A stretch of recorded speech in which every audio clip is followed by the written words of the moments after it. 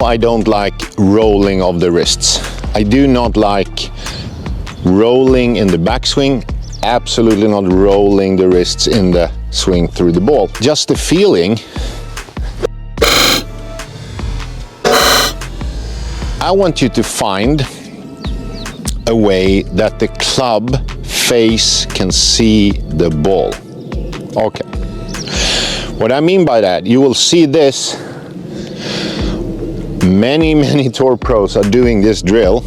So what are they actually doing? They are making sure they don't need to roll the wrists.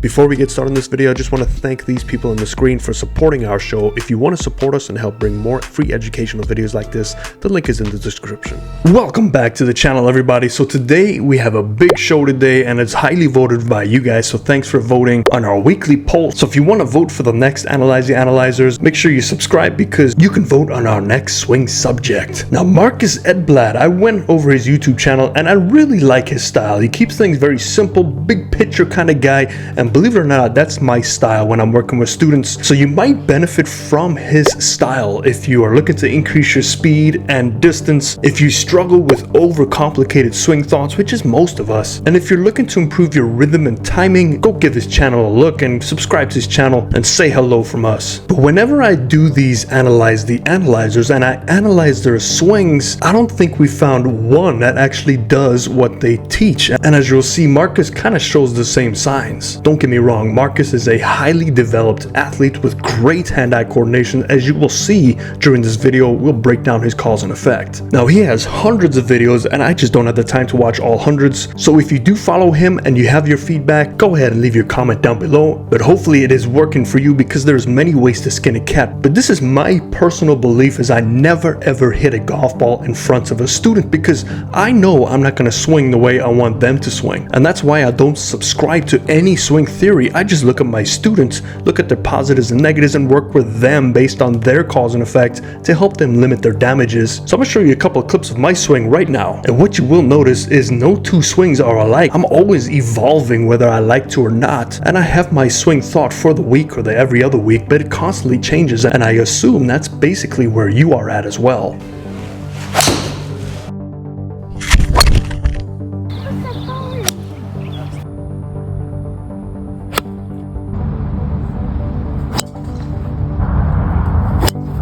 But we heard him talk about the right hand should not cross over. But you know what? Take a look at that face on. Look at my right hand. It looks so ridiculous. It's just flipping over. But you know what? That day I shot 73. So case in point, if I'm trying to teach my students, hey, don't roll the hands past impact, because every tour pro kind of does this, and I'm doing the complete opposite, and I'm able to shoot one over par. What does that say about my logic? It's flawed because I don't even do what I'm trying to help my student do. That's why I really caution you to choose your path wisely, because as we have seen in these Analyze the Analyzers, they don't really swing the way that they want you to swing. So there's a little misconception there, and it all comes down to feel versus real. So today we're going to look at the multiple ball positions that Marcus hits from. We're going to look at his driver swing because he can hit a righty and lefty and bomb it both ways. He's very gifted and he makes it look very easy, which can be a little misleading to the viewer. So let's break down his swing a little bit more.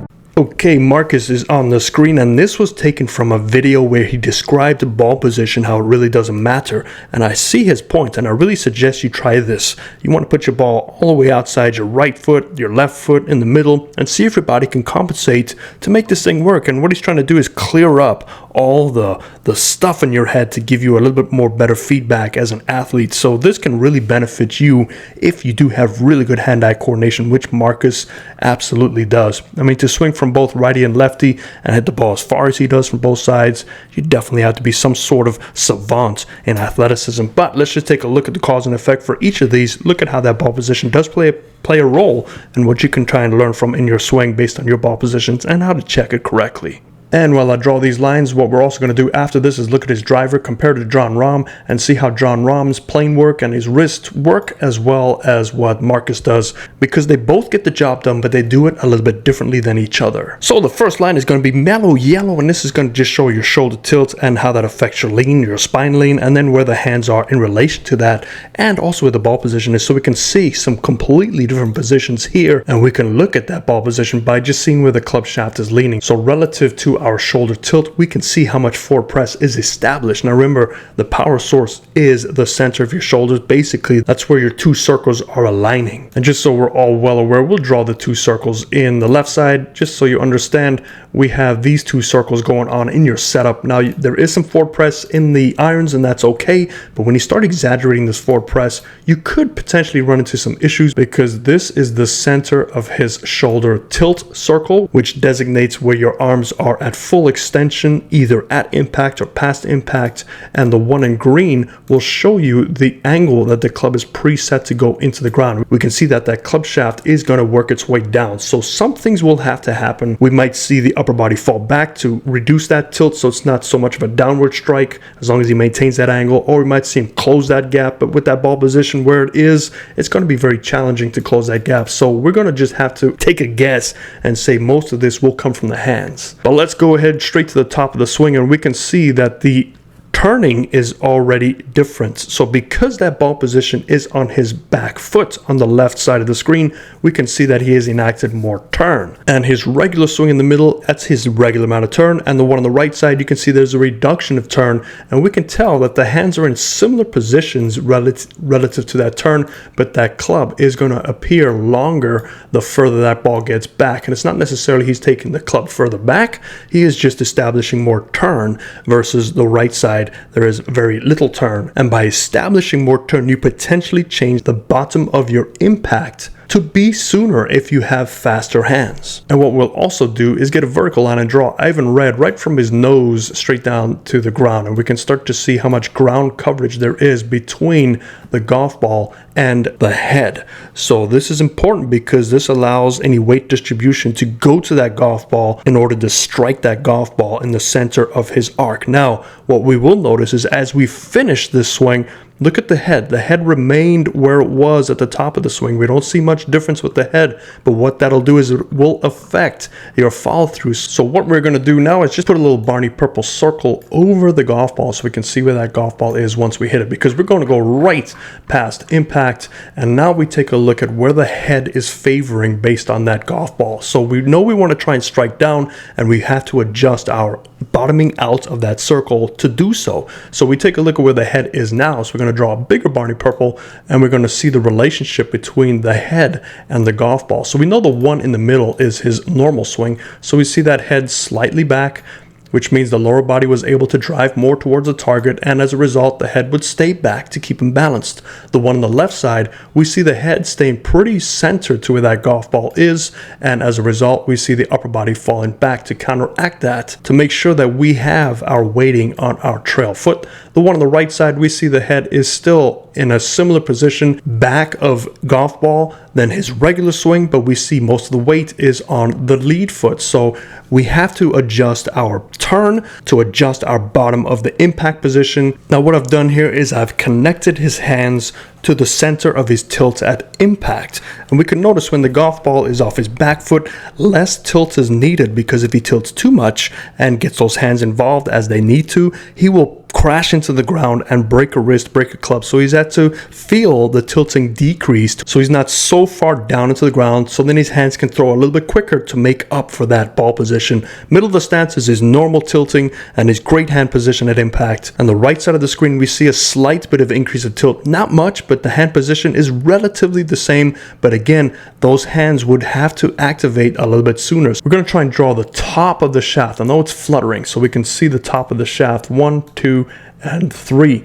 Look at the one on the right side. So the more tilt you establish affects bottoming out, but also the turn can affect a lot more. Now, which one did he turn more on the way back? The one on the left. The one on the right, he didn't turn as much, which means he's probably turning more now to get to that golf ball. So by turning more as well as tilting, you can get your hands more out in front of you. And we can see he does do this. If we draw this in our red line, there's the front of his hands straight down. There's the front of his hands straight down. And there's the front of his hands straight down. So there is some subtle changes, but most of this occurs with the turning, the tilting, but then the hand release has to be such a perfect timed release in order to make this happen. But I do recommend you give that a try with your own swing. Move the ball positions all over the place. This might help you establish some confidence that you can do this.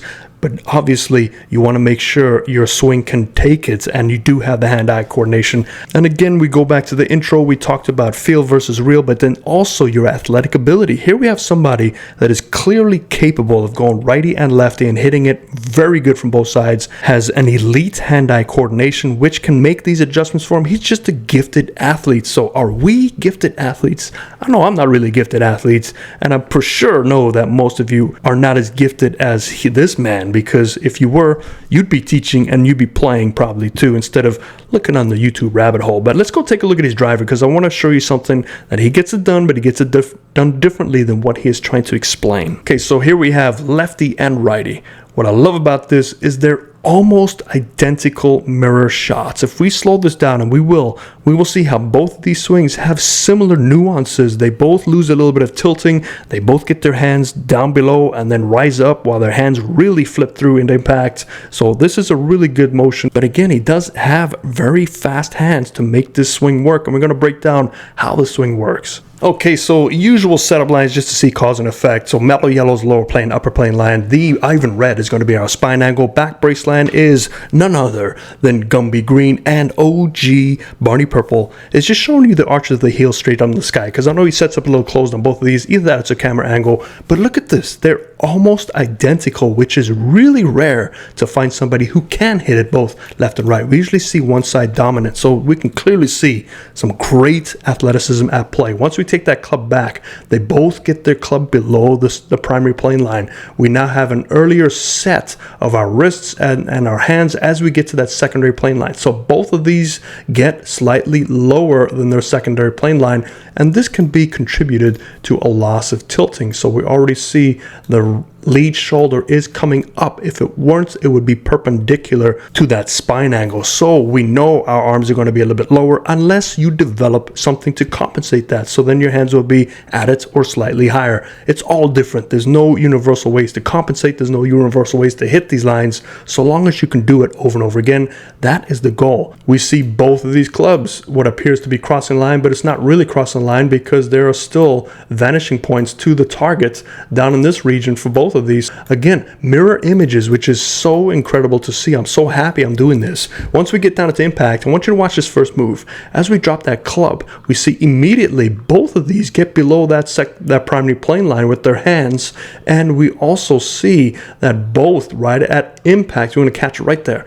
Look at the loss of posture. So we're going to draw this in Gumby green. On both of these, we can definitely see motion going into the golf ball, and this could be the weight being redistributed, because as he comes on up, we can see that he will sit. There's that sitting motion, and that sitting motion is getting the weight into the ground so he can push back up. So this is where he generates his power from. Right as he gets down to impact, we can see this immediately after impact on both of these. Look at that right hand. There could be a slight bit of rolling over and under at the same time, but what he's trying to do is that sitting action will allow the club to drop lower. So remember, when you lose your posture, when you start standing up in impact, as a direct result, we will always start to get our club flatter, because it's going to want to match your spine angle. So if you can stand dead straight, that club's going to be probably perpendicular to when you stand dead straight, but obviously you can't hit a ball dead straight, but he gets fairly close to being pretty straight right at impact. So we can see that loss of posture because that club needs to work its way down. Now his arms will actually work higher. So as we finish, this is where he feels like those hands are working higher, as we hear in his videos, and we see the hands definitely getting much higher. So we know he's coming down to up but he comes down to up differently than somebody else. And I have John Rahm to show you how John Rahm comes up. So John Rahm, we have his primary and his secondary plane line and his back brace line and his spine angle. So I want you to see what's different about John Rahm. First of all, there's going to be no distribution issues because he is centered right where those two meet. That's the hub. That's the power source right for him. The same thing, the club will venture low. He gets that secondary plane line right there. So look at that left arm. It's on that secondary plane line. Now watch this move. This is a completely different move. So we do see more rotation, less spine angle loss. He's trying to stay down, increase his tilt. And as a result, those hands are not going to try to manipulate that path because we've stood up. The moment you stand up, your hands have to activate to get that club back on plane. So we don't see it here. It is still matching pretty close to his spine angle because he's driving and turning. That's where he gets his immense power from. And look at the exit path. Higher again. So he gets his hands high because he stayed down and he's able to rotate, and that gives stable clearance room for the hands to work up with that tilt and turn. Now, to show you the difference of the tilting, let's take a look at his top of his swing here, and we're going to have to do this in Barney Purple. So there's his shoulder tilt at the top, and we see it is sitting at 29. As we get down into impact, look at that, right at impact, he's just, I mean, look at that. That is 47 degrees. One frame past the impact, he might lose a little bit of it. So let's go one frame past the impact. He is still at 69 degrees. So it's about 40 to 45 degrees of tilt. Now, let's go take a look and see what happens here. Let's go to the top of the swing on both of these. And this is going to be easier to see that tilt. So we know there's less tilt because he needs to enact more turn, and his body is probably not capable of doing that turn and tilt relationship, which is why we lose our tilting. Now, as we go down to impact, we're going to go right when we strike that golf ball on both of these. This is about past impact, but you can see there's not a lot of turn. So it's hard to capture any tilting because he doesn't turn through the golf ball. He squats and jumps up and times his hands to flip through that impact position right there. Look at how much flip there is. So even if we take this tilt, which is a couple frames past impact, we have 36 and we have 37. So look how close it is. It's really amazing. But we can see, what is that, 17 to 20 degrees of tilt. Even if we give him a little bit more tilt at impact, which he probably does have, even if he gets it to 10 more degrees than that, that's nowhere near what John Rahm does. So we have two powerful strikers of the golf ball doing it completely different than each other, and one is just cause and effect. It's the same thing. Every golf swing is as different as a fingerprint or a snowflake. I'm not calling you guys snowflakes. I just think your swing is like a snowflake, and you want to protect it. You want your swing lifespan to last longer than your lifespan. So make sure you are doing what is good for your body, your limitations. I hope that helps you. I'll see you next time. If you do like this, hit that like, share, subscribe. But other than that, there is a greens.